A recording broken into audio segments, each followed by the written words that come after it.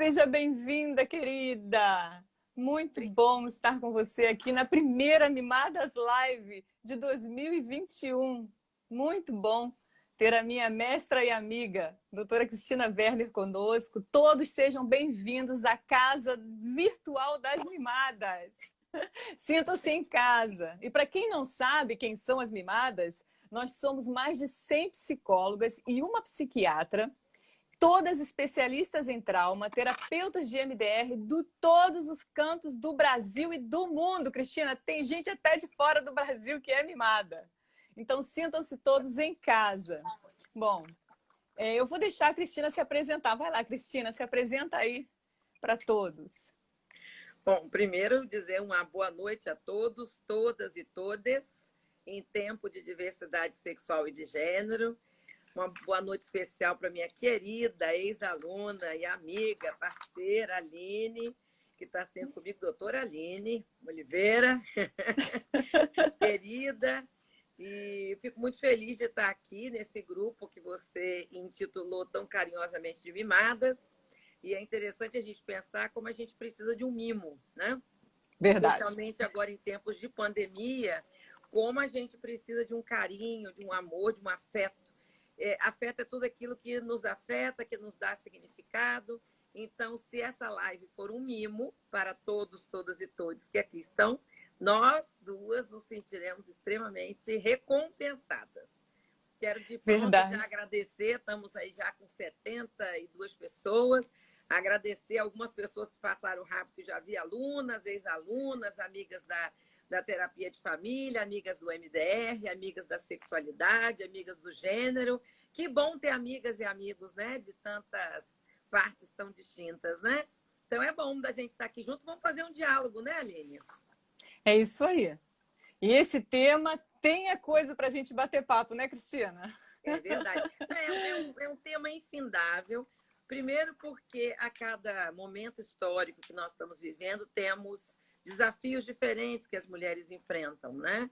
Agora, então, estamos nesse tempo de pandemia, são outros desafios, mas que já aconteceram em outras épocas também semelhantes, né? Então, a gente tem que estar sempre se revendo a nossa vida, revendo a nossa sexualidade, e é muito gostoso poder dizer: eu pensava assim, agora eu penso diferente. Eu agia assim, agora eu acho diferente. Isso é renovador. A gente pode sempre se modificar. A gente sempre pode agir diferente do que estamos acostumados. Nós podemos mudar as nossas rotas sexuais, os nossos GPS eróticos, né? A gente não precisa sempre fazer do mesmo jeitinho toda hora, não. É importante variar também, especialmente nesse momento que a gente está. Verdade. A doutora Cristina Werner é psicóloga, terapeuta certificada de MDR, mestra, professora de sexualidade. O que mais, Cristina? Estou esquecendo mais o quê? Me fala aí. Eu tenho mestrado em psicologia clínica na PUC do Rio de Janeiro, onde eu também fiz a minha graduação. Comecei na UFES, na Federal do Espírito Santo, eu sou capixaba, sou de Vitória, onde eu tive a alegria de passar em primeiro lugar no vestibular, no primeiro curso, né, da universidade. Eu sou aluna número 1 da psicologia lá do Espírito Santo. Que isso! Essa mimada não é fraca, não. Mas aí, por conta do meu primeiro casamento, eu vim transferida para o Rio de Janeiro, e aí terminei na PUC do Rio, onde depois eu fiz a meu mestrado.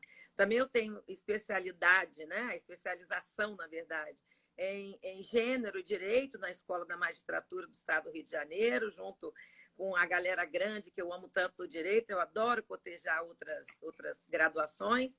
E também uma especialização em sexualidade humana pela SBRASH, a Sociedade Brasileira de Estudos em Sexualidade Humana, onde eu sou atualmente a delegada estadual do Rio de Janeiro, com muito orgulho. E na FLACES, que é a Federação Latino-Americana de Sexualidade e Educação Sexual, eu estou na parte do comitê de cursos clínicos, né? Também é um convite que eu me fico muito feliz participar desse grupo, né, que pertence à América Latina e também à Espanha e Portugal, estão juntos aí, né? Sou diretora do IFEM, do Instituto de Pesquisa Luísa Marinho, que foi fundado em 84, onde a Aline fez a sua formação em terapia de família, né? E onde a gente tem as turmas de sexualidade humana, em Goiânia, em Passo Fundo, né? E a gente vai tentando levar workshops no Brasil todo, assim que der para viajar.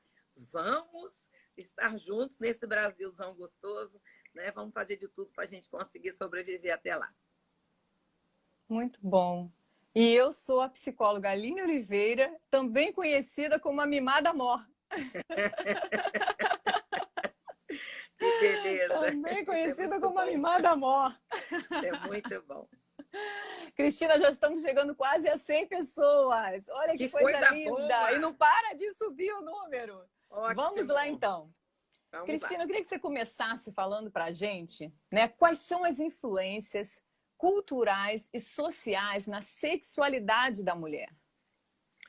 Olha, nós quando pensamos em sexualidade, nós temos que chamar um companheiro que é muito mal falado e mal compreendido, infelizmente, mas que é maravilhoso, que se chama gênero. O gênero e a sexualidade formam um casal no qual eu gosto de me debruçar o estudo, né? Nós precisamos de um do outro para entendermos plenamente de que estamos falando, né? A Judith Butler, que é uma filósofa americana, também outra muito mal compreendida nesse mundo de Deus, especialmente no Brasil, né? Ela é fantástica e ela fala que, às vezes, essa discussão entre gênero e sexualidade, ela não faz muito sentido, que durante muito tempo, e para muitas pessoas, ele é compreendido como uma mesma coisa. Mas, na verdade, o gênero ela é uma denominação cultural no qual a gente cria caixinhas com todas as características que as pessoas que nascem com a genitália masculina precisam se encaixar e os que nascem com a genitália feminina precisam se encaixar. Nesse desdobrar da vida, a gente vai ter várias variações de orientação sexual, de identidade de gênero, que em algum momento a gente pode falar. Mas, enfim, o que é que nos molda, vamos dizer aqui, que faz a nossa cartografia sexual, né? É o local que a gente nasce, é a etnia que a gente pertence, a classe social que a gente está, o momento histórico que a gente está. Quer dizer, toda a nossa sexualidade ela é pautada, ela é atravessada pelas leis, pelos dogmas das igrejas, não é? Pela cultura. Então, assim, nós somos seres simbólicos, seres da cultura. A gente está inserido sempre num determinado espaço, né, sociocultural. Então, por exemplo, por isso que o feminismo atual, a gente chama de feminismo, a quarta onda, feminismo decolonial, porque a gente está estudando cada espaço do mundo, as mulheres caribenhas, as mulheres indianas, as mulheres brasileiras. Por quê? Porque o nosso corpo aqui, por exemplo, nós vamos de biquininho, mínimos às vezes na praia, enquanto as mulheres no mundo árabe, muçulmano, estão sempre muito mais cobertas, usando o véu, né? Com muito mais dificuldade de conseguir alguns direitos, como, por exemplo, dirigir. Na Arábia Saudita, só recentemente, agora tem uns 4 anos que as mulheres puderam dirigir. Então, a gente percebe que ser mulher, eu não posso designar como um todo. Apesar de sermos uma categoria, como afirma outra filósofa americana maravilhosa, que eu amo de paixão, que é a McKinnon, existe uma categoria mulher, sim, mas nós somos mulheres diferentes. Nós temos um igual, mas nós temos várias características diferentes e que faz com que o exercício da nossa sexualidade seja pautado por essas ruas que se cruzam, dependendo do momento histórico que eu estou. Então, eu diria para você que as condições sociais, elas também mudam. Então, você vê que muitas coisas que não era possível no passado, por exemplo, as mulheres, quando se divorciavam, desquitavam até 1977, ganhavam a pecha de desquitadas.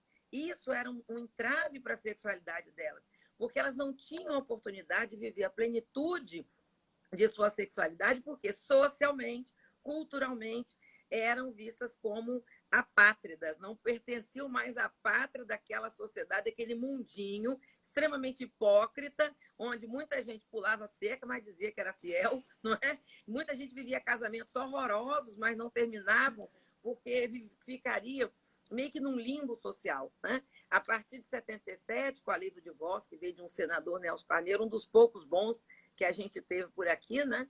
Por aqui no Brasil, como em geral, ele que trouxe, junto com vários outros, mas ele que encampou essa luta para o divórcio, né? Isso já mudou a forma de expressar da mulher. A pílula anticoncepcional, que foi um avanço tecnológico, mudou a forma da mulher se expressar. Inclusive, foi um grande avanço, porque separou definitivamente o sexo reprodutivo do sexo prazer. que, aliás, a maioria das vezes que fazemos sexo é para prazer. Daí uma outra mudança, Aline, já trazendo novidades para a nossa galera aqui, já quase 120 pessoas, né? Hoje a gente já não fala mais aparelho reprodutor masculino e feminino. Falamos aparelho ovariano, simplesmente. Olha, Por quê? Porque muitas mulheres não vão usar o seu aparelho para a reprodução. Tem pessoas que verdade. passam a vida inteira sem gestar filhos. Nada errado com quem gesta e nada errado com quem não gesta. Isso é uma decisão pessoal. Então, a gente já diz agora aparelho reprodutor ovariano.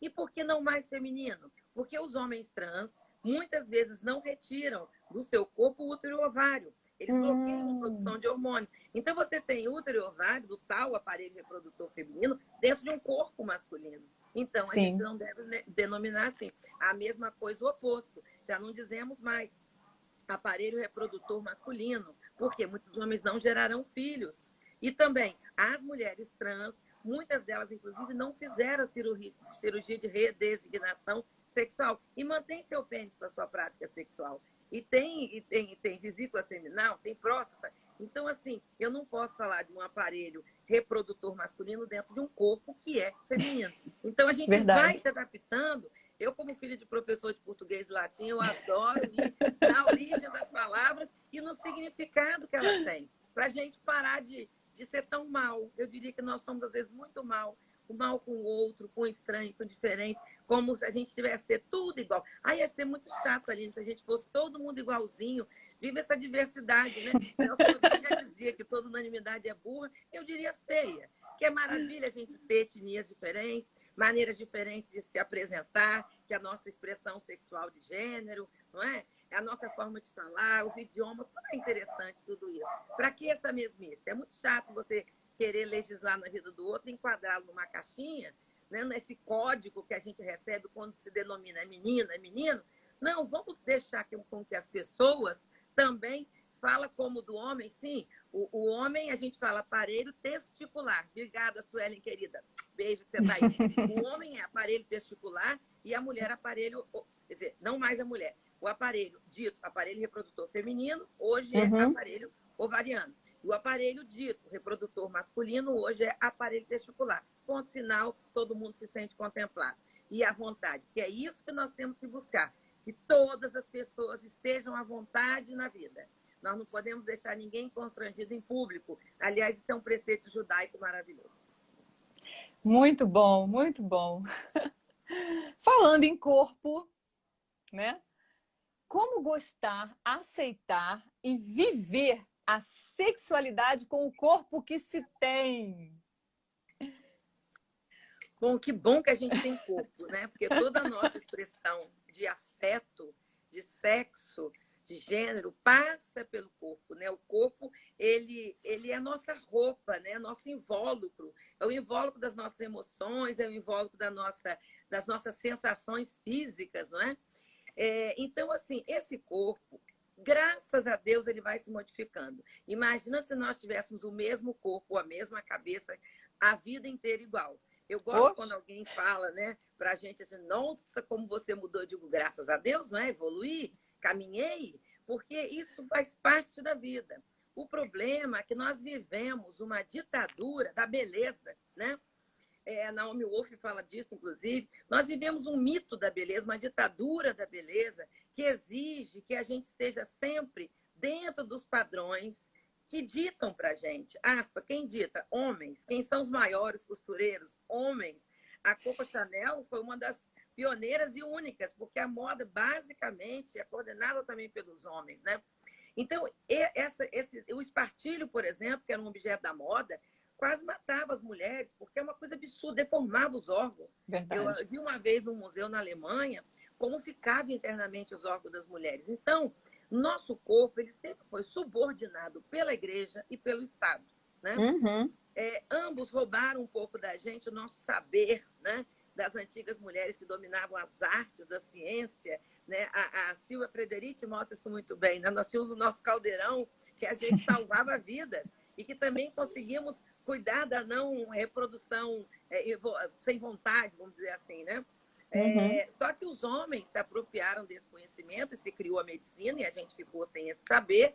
E a igreja também pauta como a gente deve também se vestir, como a gente deve se comportar. Até bem pouco tempo, a mulher só podia casar se fosse virgem, se não fosse era um problema, mas os homens podiam não ser, né? Essa desigualdade de poder, esse desempoderamento que existia entre homem e mulher, graças a Deus está dando lugar ao empoderamento, a capacidade da mulher dizer não, a capacidade da mulher se colocar, né?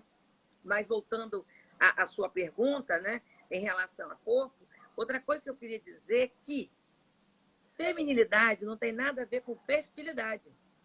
Por conta dessa exigência de um corpo sempre disponível para a maternidade, não é?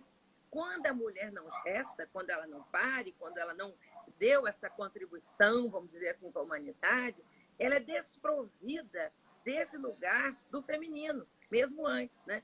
E quando todas as mulheres, as que tiveram filhas, que não tiveram, chegam num período chamado climatério, que é o declínio dos hormônios, e especialmente num período específico do climatério, que se chama menopausa, que é a parada da menstruação, em oposição à menarca, que é o início da menstruação. Não confundir as coisas, ninguém está em menopausa, a gente tem menopausa, né? A gente está no climatério, o período é climatério, como período da puberdade, início dos hormônios, declínio dos hormônios. Faixa, menarca, marca, início. Menopausa, marca, final. Então, a gente não pode confundir esses termos. Quando a gente entra no climatério, e especialmente tem a nossa menopausa, aí que a gente se desempodera de vez. E o povo deu de falar que mulher em terceira idade não transa, não tem prazer. Meu Deus, pois é, menina! Uma coisa, de novo, feminilidade e não tem nada a ver com fertilidade.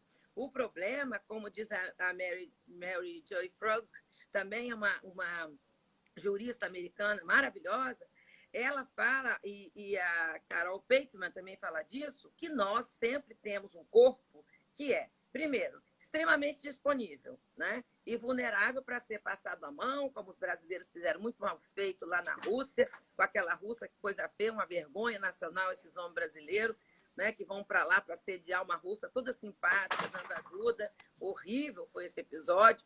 Então, assim, a gente sempre tem um corpo que, no entender dos homens, é disponível para ser passado à mão, né, literalmente. É um corpo sempre voltado para a maternidade, né? E aí, se essa mulher não cumpre essa função de ser mãe, ela é muito execrada. E se ela quer romper um processo, uma possível maternidade, fazendo um aborto, ela é penalizada. Ela e somente ela. O homem não sofre absolutamente nada, né? O direito é muito machista, né? Nem não só nesse ponto, como em outros pontos também. Então, quando essa mulher, como a gente então cresceu com essa ideia de que o aparelho tem que ser reprodutor, como eu já expliquei, não mais, ovariano e testicular, e nós temos um corpo que deve ser disponível para ser tocado e gerar filhos, quando a gente não se permite ser tocado ou a gente não gera mais filho, nós somos considerados como mortas. Não é verdade. A mulher mais velha, ela sabe onde chegar. Ela sabe como fazer, ela sabe como agradar a si mesmo, como o que se permitir. Então, essa ideia do corpo, eu tenho que entender o seguinte, eu tenho o corpo disponível nesse momento, um corpo que tem história. As rugas no rosto da mulher, cada uma delas são linhas. Não é de expressão, não, gente. É linha de vida, linha de história, linha que vai contar o que nós vivemos. Confesso que vivi. E nos dias atuais de pandemia, eu vou fazer 60 anos quinta-feira que vem. Estou me sentindo uma poderosa. Por quê? Sobrevivi. Então, isto é fantástico. Nós não temos que ficar porque engordamos, porque esse padrão de beleza, que exige uma beleza eterna, é inatingível. Nós não podemos ter o mesmo corpo que tínhamos antes. Esse corpo, ele carrega as memórias, ele tem uma história. Então, assim, eu vou entrar com o corpo que eu tenho, que, aliás, está cheio de sensores, que tem memória, que tem lembrança. Então, ele é um corpo muito interessante. Pode não corresponder mais um padrão que é ditado pela moda, mas ele tem um padrão que acompanha a minha idade. Aliás, a gente deveria sempre tentar estar antenado com uma idade biológica, porque essa busca desenfreada pela juventude nos custa muito caro. Nos custa dinheiro, nos custa tempo, até o fato da gente se arrumar para estar presente em qualquer lugar, é tempo da nossa vida que está indo embora. É um tempo, inclusive, que ajuda as bases do capitalismo, porque a gente gasta uma série de produtos que estão à venda especialmente para nós, não é? E que são sobretaxados, diga-se de passagem. Os produtos femininos sofrem essa sobretaxa, né? E a gente já começa a educar nossas menininhas desde cedo a isso.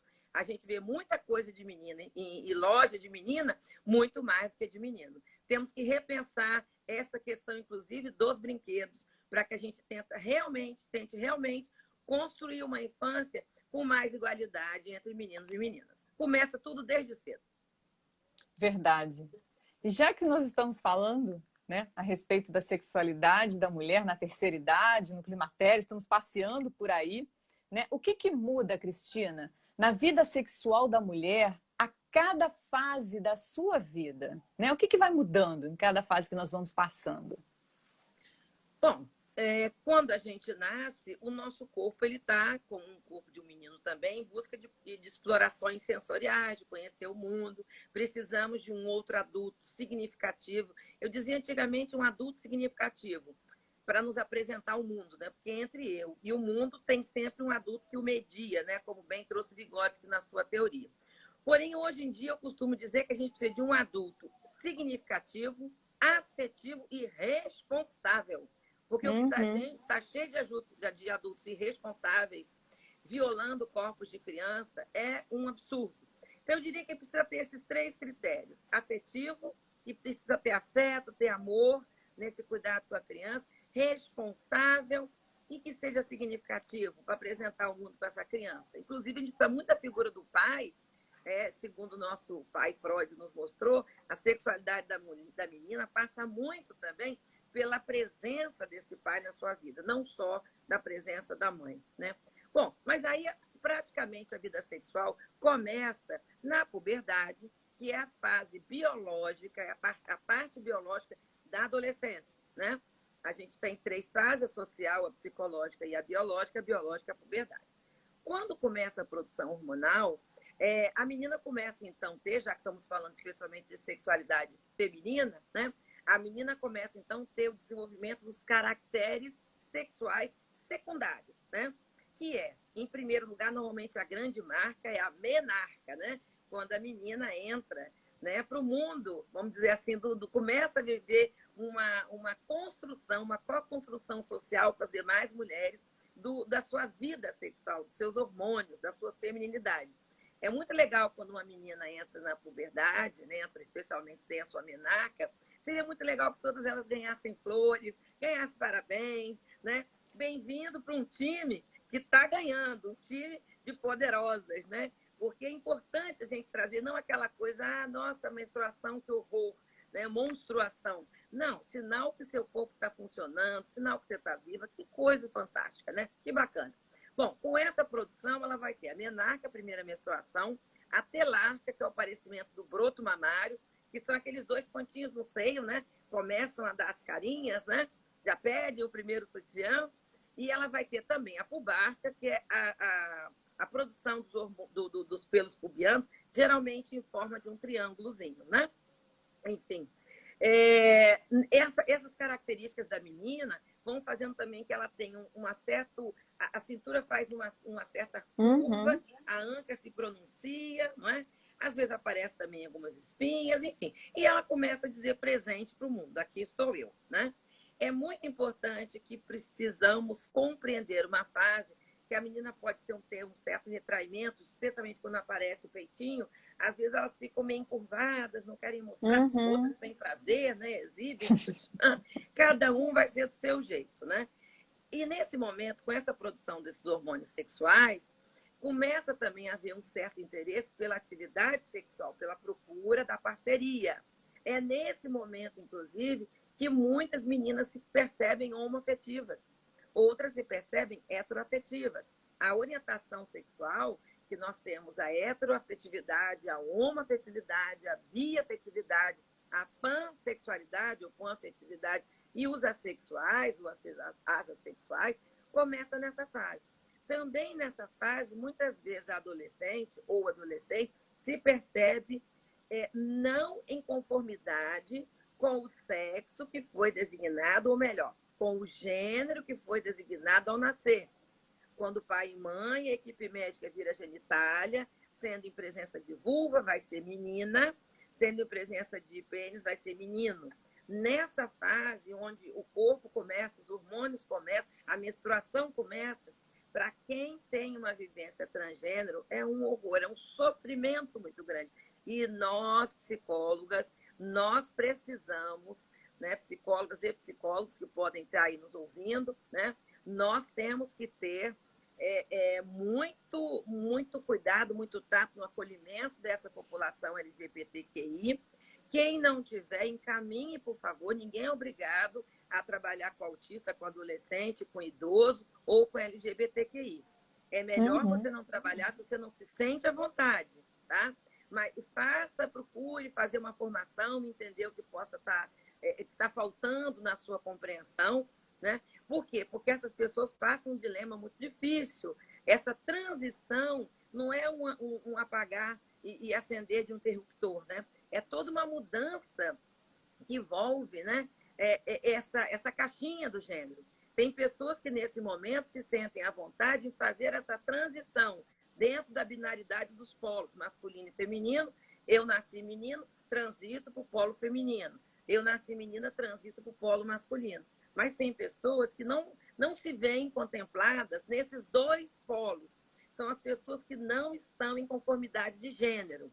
E é o que nós chamamos de transexuais não binários. Por quê? Eles podem ou transitar com uma certa fluidez, daí gênero fluido, de um lugar para outro, ou até sobrepujar essa divisão binária e dual, né? Então, a gente precisa compreender isso. Bom, então tudo isso vai acontecer na puberdade, na adolescência.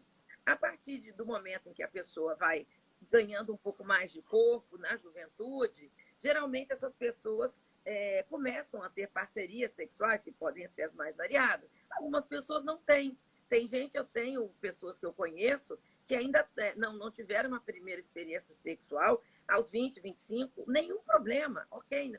Antigamente, é interessante, Aline, se cobrava que a menina não poderia ser mais virgem, né? Ela tinha que ser virgem. Agora não. Quando a menina é virgem, se cobra porque É ela é verdade. virgem. Quer dizer, o que lembra aquela fábula do velho menino e o burro, né? Que o homem quis vender o burro na feira, ficou ouvindo o blá, blá, blá da turminha da rua do mercado e foi mudando a posição da criança no burro, tirou a criança do burro, botou ele no burro, botou para o chão, subir. No final, ele voltou a fazer o que ele queria. Em outras palavras, a gente tem que ouvir o nosso coração. A gente tem que ouvir o que nós damos conta. Como diz Lacan, cada um só dá conta da verdade possível para si. Então, eu tenho que entender qual é a verdade que eu consigo afirmá-la e vivê-la. Por isso que tem gente que não consegue assumir uma orientação diferente ou uma identidade de gênero diferente logo de cara. Precisa de mais de um tempo para maturação dessa sensação, dessa compreensão. Bom, então, nesse momento, nessa faixa aí dos 20, 30, os hormônios já estão a 1000, o seu corpo já está formado. O que vai acontecer? Muitas dessas mulheres colocarão aquele tal de aparelho ovariano para funcionar, né? E aí serão mães, né? Maravilhoso quando elas querem, desejam, dá tudo certo, nem sempre dá. Eu já tive uma filha que morreu num parto muito difícil, de gêmeos, não é? Essas coisas podem acontecer, mas, enfim, faz parte desse momento. Então, o que a gente diria? Nesse momento, os hormônios também estão a serviço da procriação. Hoje em dia, as mulheres estão sendo primíparas idosas, né? Antigamente, se tinha filho com... Na classe popular, ainda se tem filho mais cedo. Porque o papel de mãe nas comunidades, ele tem uma redenção social. Na classe média e classe alta, há uma certa postergação, né? Por conta dos métodos anticoncepcionais. E hoje também, por conta das TRAs, as técnicas de reprodução assistida, muitas mulheres estão optando em ser mãe um pouquinho mais jovem, porque vamos admitir que a vida de adulto, ela é muito interessante nos dias de hoje, né? Você tem liberdade para viajar, você tem liberdade para ter seu cantinho, para desenvolver seus projetos, né? É bem interessante. Então, as pessoas às vezes adiam esse sonho. Então, muitas vezes, até essa faixa dos 40, esses filhos irão nascer ou não. Depois, aí dos 45, 46, começa a tal da faixa do climatério, que é o declínio da produção hormonal, e você depois tem a sua menopausa, que a gente nunca sabe quando é que a gente tem a menopausa. Em algum momento vai dizer assim, deu 6 meses que eu não menstruo, então aquela deve ter sido a última. Né? Então, aí paramos a menstruação, mas não paramos a prática sexual. O que acontece, enquanto eu falei que na puberdade tem a telarca, a pubarca e a menarca, no climatério nós vamos ter a menopausa, vamos ter uma certa atrofia vaginal, especialmente se não estiver utilizando. Então, é bom que se utilize, não é? Acompanhado ou sozinha. Se for sozinha, você pode usar um brinquedinho. Você pode fazer o que você quiser, o corpo é seu, nenhum problema nisso, não é? Aí a Patrícia está dizendo, sim, calores e frios, é verdade. Nós temos os famosos fogachos, né? Que é aquele calor que às vezes a mulher sente, aí de repente está com frio, está com calor. Eu brinco, Patrícia, que nós estamos com o termostato quebrado. Porque quando todo mundo está com calor, a gente está com frio, todo mundo está com frio, a gente está com calor. Eu tenho o kit climatério, que é uma echarpezinha, porque qualquer coisa eu me jogo, me enrolo, e um leque. Eu acho que todo mundo devia ter um kit climatério, porque quando ataca o calor é um caos. Né? Então, a gente tem essa certa atrofia e também a gente tem, às vezes, uma secura vaginal. Mas quero dizer, não são todas as mulheres que têm secura vaginal. Quando você tem uma prática sexual frequente, saudável, você consegue manter isso muito bem, não é? Então, é importante a gente ter essa atividade sexual, porque quanto mais você... Sexo é igual andar de bicicleta. Quanto mais se anda bem, né? Sexo, Verdade. se você quer transar bastante na terceira idade ou na velhice, é bom que você faça na vida madura e na juventude bastante, porque sexo faz bem para a pele, faz bem para o humor, né? Acima de tudo, eu acho que o sexo ele reassegura, né? Reafirma a nossa orientação sexual, a nossa identidade de gênero e também a vinculação com quem a gente transa, não é? Independente se é uma mulher, se é um homem, ou se quem é adepto do sexo grupal, quem é corajoso para isso, né? Sempre uma aventura, não é? A gente não sabe o dia seguinte como é que vai ficar, enfim. Mas para quem consegue ter uma vida sexual frequente, seja acompanhado ou sexo sozinho, sexo é vida, sexo é aprendizado, sexo é relacional, sexo é, acima de tudo, vinculação. Virtual, né? O virtual em tempos também... de isolamento social, agora é sexo virtual muitas vezes. É verdade. Eu diria para você que o sexo virtual tem algumas vantagens, tem algumas desvantagens. Ele é mais pobrinho, né? Ele é mais pobrinho porque falta para ele alguns dos sentidos que são fundamentais na prática sexual. É verdade. Inclusive, o nosso sentido mais antigo de todos. Você sabe qual é, Aline? Dos 5 sentidos, qual é o mais antigo? O olfato. Perfeito. O olfato é o mais antigo. E, infelizmente, diferentemente dos animais que hiperdesenvolveram o olfato, eles conseguem, né, os meus cães farejadores, né, conseguem achar droga nas malas, conseguem achar um monte de coisa, corpos dos escombros. Nós não desenvolvemos o nosso olfato tão bem. E a internet não tem olfato. Esse é para mim, é um grande defeito. Além disso, a internet, ela tem uma parte da parte oral. Qual é a parte oral que ela tem? Ela tem a parte oral da fala. Eu posso falar, não é? E, então, o que eu quiser, etc. e tal, mas eu não tenho o paladar, que está dentro da parte da oralidade. E o paladar na sexualidade é uma coisa fundamental, né? Tem gente que diz assim, o meu parceiro ou minha parceira tem um gosto especial, um cheiro especial, né? Então, isso é muito legal. Então, eu acho que isso falta. O que a gente tem na internet? A gente tem a visão, que é um outro órgão do sentido fundamental, porque, especialmente para os homens, eles começam a prática sexual e são muito visuais. Mas só que a visão dos homens, ela é um pouco pequenininha, miúda. Elas têm um pedacinho do corpo. Então, tanto que é comum os homens falarem, né? Que bundão, que peitão, que par de coxa. É peito e bunda, para muitos. A gente chama disso de parcialismo. Eles veem uma parte do corpo, né? Então, é como se fosse um bumbum andando sozinho. A gente não, a gente vê o conjunto. Eu gosto sempre de lembrar da expressão das antigas, das avós, que diziam, ele é um pão, né? A gente vê um pão, né? A gente vê um todo. E para as mulheres homoafetivas, né, também se vê o conjunto, porque a mulher tem essa dimensão que vem dos tempos das cavernas, a gente tem a dimensão do todo com detalhes. O homem tem uma visão muito mais focal e objetiva.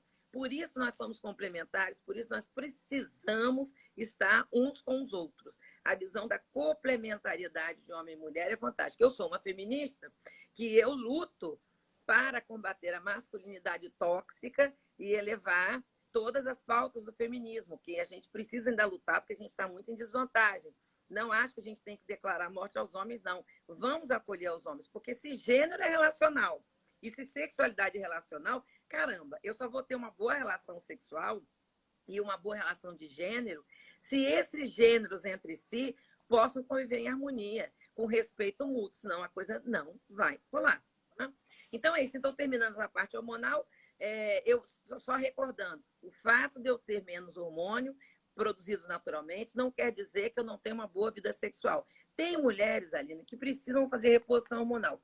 Outras não podem ou não precisam. Nós não temos uma regra geral. A visão é micro. Tem que discutir com o seu profissional de ginecologia, seja homem ou mulher, o que você vai fazer. Né? Nem todo mundo precisa de hormônios. E tem algumas coisas, tem coisas boas e coisas ruins de fazer e de não fazer. A decisão cabe a cada uma. Cristina, já que a gente está falando aqui de prazer, né? Falando de tudo isso, me conta, quantos tipos de orgasmos existem, afinal de contas? Olha... Conta isso aí pra gente. Eu diria, 3, mas é 1. É 3 em 1. É mesmo? Né? Tem mais não? 3 em 1. Como é que é o 3 em 1? Na verdade, só existe o orgasmo cerebral. Por isso que eu brinco sempre que a gente tem que parar de procurar ponto G, mas procurar ponto C de cérebro. Né? Porque Ótimo, o orgasmo adorei. é sempre cerebral. Porque nós temos um centro de prazer, né? Onde, quando a gente come chocolate, quando a gente bebe uma bebida alcoólica, quando faz exercício, quando lê, quando vê um filme maravilhoso, vê uma paisagem fantástica, ver um ser humano lindo e maravilhoso, pode ser homem, pode ser mulher, pode ser trans, o que for, cada um sabe do seu gosto, né? Isso tudo regala os olhos, né? E a gente fica bem excitado, bem interessante. Então, eu diria para você que... Peraí, me perdi o fio aqui que nós estávamos falando. Quantos tipos... É porque eu falei que eu falei orgasmo. Fiquei aqui tão pensando, fiquei lembrando uma coisa, me perdi. Que beleza. Que bom poder fantasiar. Que delícia, tô viva. Bom, mas enfim, antigamente tinha um orgasmo, né? O Freud, tadinho, foi a única coisa que ele não foi legal, ele falhou. Mas também a gente exige demais desse homem. Meu Deus, deixa o homem descansar em paz, ele foi fantástico. Não existe teoria na psicologia que tenha uma epistemologia tão bem definida e clara, né? A gente deve muito. Verdade. Inclusive, o Mal-Estar da Civilização, nós devemos todos reler nessa pandemia, um dos livros mais lidos que se tem. Eu gosto muito do Freud, apesar de não ser mais psicanalista de carteirinha, eu fiz a minha tese de mestrado na psicanálise, especialmente com o Winnicott, que eu estudei mães e bebês de UTI neonatal, mas, assim, hoje eu sou sistêmica, né, e trabalho com as técnicas do MDR, que eu amo tanto, e também da terapia sexual. Mas, assim, o que o Freud dizia? O Freud dizia que uma mulher, quando ela é madura, ela tem um orgasmo pela vagina. E quando ela é mais imatura, pelo clitóris. Na verdade, não tem dois tipos de orgasmo. O orgasmo é só um, é o orgasmo cerebral. O que acontece é o local da estimulação. Você pode estimular não só clitóris, como você pode estimular a vagina, como você pode estimular ânus. Tem mulher que tem orgasmo pelo ânus também. Mas o que a gente acredita, eu vou dizer o que eu acredito mais. Eu acredito que qualquer prática sexual precise, de alguma maneira, se apresentar no clitóris. Oi, amiga, eu tô aqui. Porque é o nosso órgão, o nosso lugarzinho de prazer, né? Eu costumo dizer que a gente tem o nosso órgão sexual, eu não acho que é clitóris, nem acho que seja vagina, eu acho que é a vulva, esse conjunto. Mas no conjunto, essa caverninha chamada vagina, ela é muito importante para homens, especialmente, né? Porque o pênis precisa desse roça-roça, daí precisar... ou é na boca o sexo oral, ou é entre os seios, que é a espanhola, ou é entre os pés, que é o foot job, ou é vaginal, ou é anal. né? Enfim, a dobra cubital pode também servir para quem quiser, enfim, tem que roçar em alguma coisa. Mão, né? Masturbação.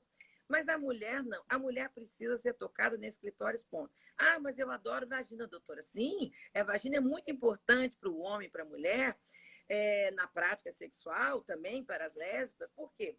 É uma coisa de preenchimento, né? Você está preenchida, você está ali. Uhum. E isso facilita, numa relação heterossexual, esse encontro maior, né?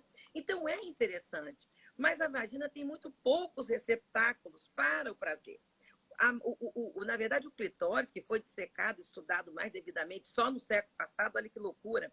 Enquanto o corpo dos homens era exposto em praça pública, com pênis à mostra, se estudou esse pênis de torto para a direita, a mulher não tinha essa chance de ser tão bem estudada, porque durante muito tempo, inclusive Tomás Laquer fala disso, esse corpo era considerado como um corpo de um homem para dentro, que não evoluiu, não saiu, né? Desculpa a expressão, não saiu para fora, né? Mas enfim, é como se fosse a vagina, um pênis interno, os ovários, gônadas que não desceram para a bolsa escrotal, então não tinha muito interesse. Quando eles começaram a estudar, ficaram encantados. A quantidade de feixes nervosos no clitóris. O clitóris, inclusive, vem da mesma substância, da mesma tecido embrionário, igual da bolsa escrotal do pênis, né? Então, o mesmo tecido, por isso que você pode fazer cirurgia de redesignação sexual invaginando o pênis, porque a origem de vagina e pênis é o mesmo. A origem da vulva e da bolsa escrotal é a mesma, não é? Então, é um tecido delicado. E a gente tem muita inervação. Então, se os homens, inclusive, soubessem que nós não precisamos de pênis para ter orgasmo, eles iriam relaxados para a relação. Quer dizer, se funcionar, se não funcionar... Eu vou te falar, a natureza exige dos homens uma performance muito cruel. Eles têm que mostrar uma coisa ereta, rígida. Isso é enlouquecedor. Se eu fosse homem, eu ficaria muito tenso quando eu fosse transar. Nossa, vai comparecer, não vai. O Leonardo da Vinci que dizia isso, né? Que ele tem vontade própria, ele tem esse texto. Que quando a gente não quer, ele se manifesta em praça pública. E quando ele não quer, ele se encolhe, faz vexame e deixa a gente, não fala, deixa a gente na mão. Mas, trazendo para os dias atuais, seriam isso, assim, a gente não governa ele. Realmente é difícil para os homens, né? Então, para as mulheres, a vagina é importante para esse homem, para ele poder roçar, esse roça-roça é importante para ele chegar no orgasmo, mas nós precisamos tocar o clitóris, né? E aí, tocando o clitóris, se consegue chegar no orgasmo. Então, o orgasmo, ele é cerebral, pontos de estimulação, pode ser vagina, pode ser ânus, pode ser clitóris, mas é importante que ele seja sempre friccionado, porque ele precisa para poder estimular. Tem mais um tipo de orgasmo que as pessoas falam muito pouco, que se chama orgasmo evocativo. O que é esse orgasmo evocativo? Quando você teve... Porque a gente tem orgasminhos, orgasmo e orgasmão, né, Aline? Dependendo do dia, não é igual o dia que você come arroz, feijão e bife, mas tem dia que né? É um camarãozinho, né? Um filezinho gostoso. As comidas não são iguais. O sexo também não.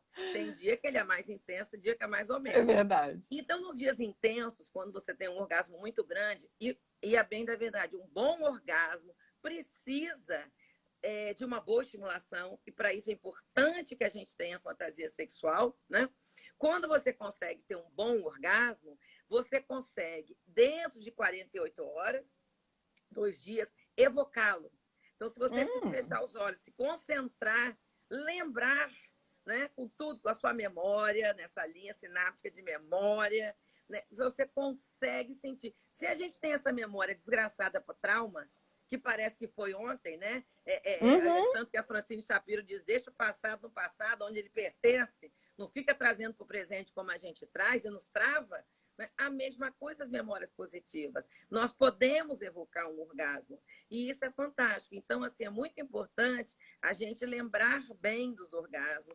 Por isso, nós temos que escolher a dedo os nossos parceiros e parceiras. A parceria sexual é uma escolha que não devia ser como carnes no açougue, que eu vejo se vai dar match, se não vai dar match. Eu não sei nada da pessoa, não sei o passado, presente, futuro, não sei nada se essa pessoa gosta ou não gosta, eu não conheço, não tem tato, não tem cheiro. É complicado. O ideal é que a gente escolhesse com muito afeto, com muito carinho e paciência as nossas parcerias, porque a nudez é maravilhosa, mas a nudez é uma coisa muito privada, é para poucas pessoas. A gente deveria se desnudar para quem tem significado para a gente, né? Para quem pertence a um ideário de amor, de afeto, que faz conexão com a gente, né? E aí o orgasmo vem com muito mais facilidade. Para nós é muito importante, nós mulheres, essa ambiência de acolhimento. Muito bom. Quer dizer, então, que o meu orgasmo dura 48 horas. Olha que delícia, não é que gente. dura, você pode evocar. Não, dura por quê? Porque eu posso evocá-lo novamente. Olha que beleza. Então, ele tem um prazo de validade de 48 horas. Olha que delícia. Que beleza, né? E por isso é importante, assim, vamos caprichar. Vamos entrar na relação. É importante quando você vai para algum lugar, nem vou dizer para a cama, não, que você pode transar em pé, na cozinha, no chuveiro, para onde você for. Você, quando vai transar, é importante você quase que botar antolhos, feitos os bus que andam lá com os antolhos na frente. Põe antolhos, esquece de filho, de pai doente, de pandemia, de cartão de crédito. Você tem que, assim, se você for esperar um padrão bom, ótimo, padrão ouro para transar, você não vai transar nunca. Nunca. Nós somos um ano de pandemia. Padrão ouro não tem. Então, assim, neste momento eu vou me permitir usar o meu corpo e emprestar o meu corpo como uma estrutura orgástica, como uma estrutura de prazer, esse envelope que eu tenho, não é? Esse receptáculo que eu tenho para o meu parceiro ou parceira, e assim viver uma noite, uma tarde, uma manhã interessante. Né? Que é uma outra coisa que a gente pode fazer. Não precisa estar sempre naquele mesmo horário. A Catherine Deneuve, lá no La Belle de Jour, já mostrou isso, que era a Bela da Tarde. Ela fazia algumas coisas em Paris à tarde. Né? Então, a gente pode também variar esse horário. Então, são coisas importantes para a gente lembrar. Ai, que delícia, gente. Muito bom. O povo está aqui vibrando com as 48 horas. Mas são tem que ter um bom orgasmo para isso acontecer. É verdade. Ó, escutaram, gente, um bom orgasmo. Então, caprichem no negócio. Já são mais de 130 pessoas aqui com a gente. Olha que coisa linda. E você estava falando de pandemia. E, Cristina, nós sabemos que a pandemia ela afetou, mudou, né, a vida da humanidade. Né? E de que forma você percebeu, né, sendo uma estudiosa da sexualidade, esse impacto na sexualidade da mulher, na vida dos casais que agora passaram a conviver o tempo todo um com o outro. Então, de que forma você viu esse impacto da pandemia na sexualidade da mulher, né? No relacionamento do casal? Como é que você percebeu isso? Que você pode falar para a gente? Olha, Aline, na minha prática, né, eu sou terapeuta há 37 anos, né, e acho que nunca trabalhei tanto, porque as pessoas estão todas muito carentes de ajuda terapêutica, né? Então, eu vou te dizer um pouco da minha prática empírica e de um estudo que eu li de uma revista internacional, que eu sou pró-ciência, né? Eu acredito na ciência, e eu sei, inclusive, que a Terra não é plana, que eu tive agora, né, no ano passado, está fazendo um ano, que eu acabei de chegar da Antártica. Nossa, já? Pesquisa. O Sol só vem até metade, porque a Terra é redonda, né? Então, assim, em nome da ciência, eu estudei, vi uma revista que falou algumas coisas. Então, eu vou dizer da minha prática e vou dizer dessa revista. O que eu percebi? Que mais ou menos nessa revista também, nesse journal, estava também meio que ratificando. As pessoas que viviam bem antes da pandemia e que não tinham demandas extras do tipo criança pequena, pessoa idosa em casa para tomar conta, ou pessoa doente, quer dizer, que estava podendo estar sozinha com a sua parceria, ou com uma certa mobilidade de ver o parceiro ou a parceira, essas pessoas começaram a brincar um pouco de cabaninha. E aí tem uma síndrome descrita que chama-se síndrome da cabana. Tem uma síndrome assim, que é aquele prazer de você ficar junto. Ai, que coisa boa, o mundo pode se acabar que eu estou aqui com você. Então, durante o início do tempo, que as pessoas começaram a ficar juntas, essas pessoas que não tinham essas demandas externas, criança, gente doente, gente idosa, problemas para resolver, não ter que sair, pessoas que não estavam indo para hospitais, que o pessoal da saúde ficou muito sobrecarregado até hoje. Essas pessoas aproveitaram os primeiros meses para curtir um tempo junto que não tinham antes da pandemia. Porque como a gente trabalha muito, a gente sai de manhã, trabalha, fica fora, não só se vê de noite, só no final de semana que tem mais tempo, as pessoas começaram a desfrutar a companhia um do outro 24 horas por dia. Então, essas pessoas que já viviam bem, que tinham uma história construída, uma memória afetiva, uma herança relacional satisfatória, essas se deram muito bem. Porém, aquelas que não tinham, parece que foi um desvelar, tirou-se o véu, rasgou-se o pano e apareceu todas as tragédias. Verdade. E aí as pessoas começaram a dizer, gente, se tiver outra pandemia, se essa pandemia durar o ano inteiro, eu não vou aguentar esse homem, essa mulher, não. Ou eu vou acabar com ele ou comigo, não estou dando conta. E aí eu tive alguns pacientes que se separaram na pandemia. Por quê? Porque essa proximidade dava choque. Então, eu diria, teve gente que foi um azeitamento e teve gente que foi um acirramento. Então, eu percebi isso nitidamente, tá? Outra coisa aí já desse journal que eu li. Na época de guerra, que é similar à época de pandemia, e na época de desastres naturais, é muito comum as pessoas se descuidarem da contracepção, porque não tem acesso, não tem hospital, não tem remédio, não é? Então, na pandemia e na guerra, muitas crianças acabam nascendo depois por falta de contracepção para quem transou, porque teve gente que não transou, e vamos chegar nessa parte também.